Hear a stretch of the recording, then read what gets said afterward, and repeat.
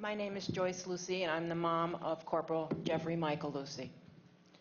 The last month of his life, he had this flashlight by his bedside, and he was looking for the camel spiders that he could hear running around the room.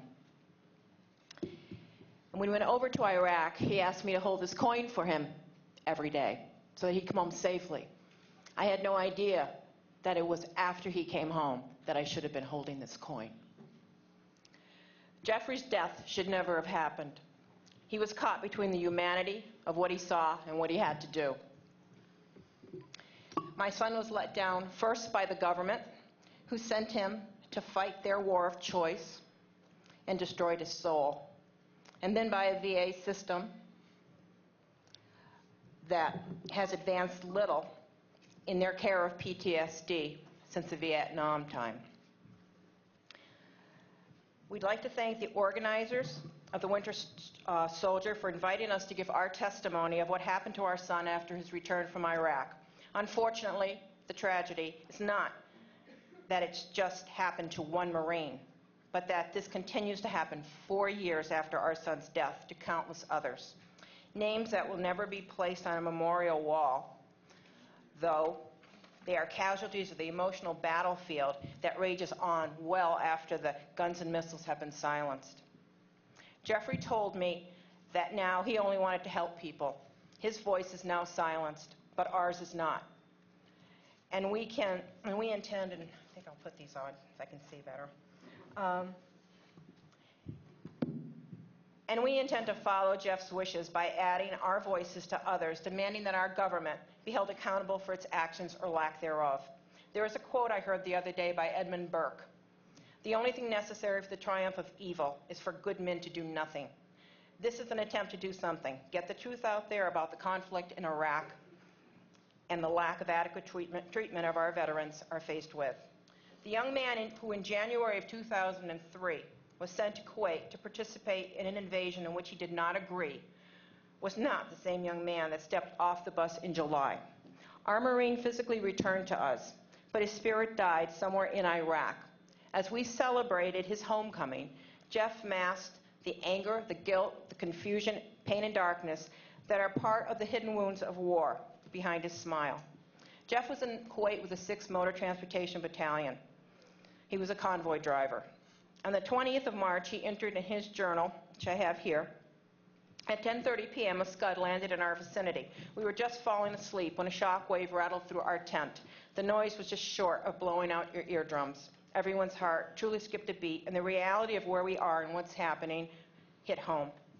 The last entry is, we now just had a gas alert and it's past midnight. We will not sleep. Nerves are on edge. The invasion had begun and Jeff never had time to put another entry in. Several months after his return, he said that he would like to complete it. We never knew that he would never get the time to do that. Our fear the whole time he was over there was that he would be physically harmed. We never imagined that an emotional wound could and would be just as lethal. The letters we received from him were brief and sanitized. But to his girlfriend of 6 years, he said, in April of 2003, he felt he had done immoral things and that he wanted to erase the last month of his life. There are things I wouldn't want to tell you or my parents because I don't want you to be worried. Even if I did tell you, you'd probably think I was just exaggerating. I would never want to fight in a war again. I've seen and done enough horrible things to last me a lifetime. This is the baggage that my son carried with him when he stepped off that bus that sunny July day at Fort Nathan Hale, New Haven, Connecticut. Over the next several months, we missed the signs that Jeffrey was in trouble. We had no way of knowing that during his post-deployment briefing at Camp Pendleton, he was told to watch the direction that he was going in his survey, or else he'd be kept there another 2 to 4 months. He was careful from then on. In July, he went to the Cape with his girlfriend, and she found him rather distant. He didn't want to walk the beach. He later told a friend at college that he had seen enough sand to last him a lifetime. At his sister's wedding in August, he told his grandmother, you could be in a room full of people, but you could feel so alone. He resumed college in 2003. That fall, we found out that Jeff had been vomiting just about every day since his return, and that kind of kept up right until the day he died.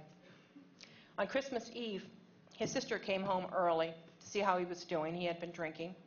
He standing by the refrigerator, and he grabbed his dog tags, and he tossed them to her, and he called himself a murderer. We were to find out that these dog tags included 2 Iraqi soldiers that he feels, or he knows, he's personally responsible for their deaths. His private therapist, who saw him the last 7 weeks of his life, said he didn't wear them as a trophy, but he wore them to honor these men. He had a nightmare in February. He told me he was having a dream that they were coming after him in an alleyway. After his death, we kind of checked the VA records, and he had talked to them also about having nightmares in which he was running from alleyway to alleyway. Spring break 2004 began, 3 months in which our family watched the son and brother we knew fall apart. He was depressed and drinking. When college classes resumed, he found attending classes very difficult. He had panic attacks, feeling that the other students were staring at him, even though he realized they weren't. He was placed on Klonopin and Prozac to see if it could keep him in class. Jeff's problems just worsened. He was having trouble sleeping, nightmares, poor appetite, isolating himself in his room. He was unable to focus on studies, so he could not take his finals. An excellent athlete, his balance was badly compromised by the mixture of Klonopin and alcohol. He confided in his younger sister that he had a rope and a tree picked out near the brook behind our home, but told her, "Don't worry, I'd never do that. I wouldn't hurt Mom and Dad." He was adamant that the Marines not be told, fearing a Section 8 and not wanting the stigma that is connected to PTSD to follow him throughout his life. He finally went to the VA after being assured that they were not part of the military and would not relay any information without Jeff's permission. His dad called and explained what was happening with our son, and they said it was classic PTSD and that he should come in as soon as possible. The problem was getting Jeffrey to actually go in. Every day it was tomorrow, I'll go in tomorrow, I'm tired. He just didn't have the energy to get up. The day he went in, he blew a .328, and it was decided he needed to stay. As it was decided, he needed to stay. It took 6 employees to take Jeffrey down. He had gotten out the door and ran out into the parking area. Involuntarily committed for 4 days, the state did nothing but make him feel like he was being warehoused. After seeing an admitting psychiatrist, he would not see another one until the day of his discharge. After answering in the affirmative that he was thinking of harming himself and revealing the 3 methods, overdose, suffocation, or hanging, he was released on June 1st, 2003, a Tuesday. We found out later that he told them on Friday, the day that he was admitted, that he had a hose to choke himself. None of this was ever relayed to us. They told us while he was there that he would not be assessed for PTSD until he was alcohol-free. But Jeffrey was using this alcohol as self-medication, and he had told us often that's the only way he could sleep at night. And VA said that we might have to consider kicking him out of the house so he would hit rock bottom and then realize he needed his help. That wasn't an option for us. On his discharge interview, Jeff said there were 3 phone calls that the psychiatrist took, one of them being just before he was going to tell her about the bumps in the road, the children they were told not to stop their vehicles for, and just not to look back. He decided not to after she took the call, feeling she wasn't really interested. On June 3rd, on a Dunkin' Donut run, and this is 2 days after he was released from the hospital, he totaled our car. Was it a suicide attempt? We're never going to know. No drinking was involved. I was terrified I was losing my little boy. I asked him where he was. He touched his chest and he said, "Right here, Mom." On the 5th, he arrived at HCC, Holyoke Community College, where he was a student. But because of not taking the finals, he would not be graduating. But he arrived there to watch the graduation of his sister. This was supposed to be his graduation also. How he drove his car there, we'll never know. He was so impaired. We managed to get him home, but his behavior got worse. He was very depressed. My parents, who saw their grandson often, never saw him like this. His sisters and brother-in-law and my dad took him back to the VA. He did not want my husband to go because he felt he was going to be involuntarily committed again. They were waiting for him, but he refused to go in the building. He was intelligent, didn't want to get committed again like the weekend before.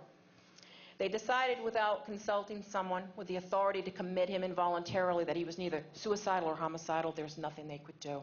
Our daughters called home in a panic, saying it didn't look like they were going to keep their brother. In their records, they say the grandfather pleaded for someone to help his grandson. Neither our veterans nor their families should ever have to beg for the care they should be entitled to.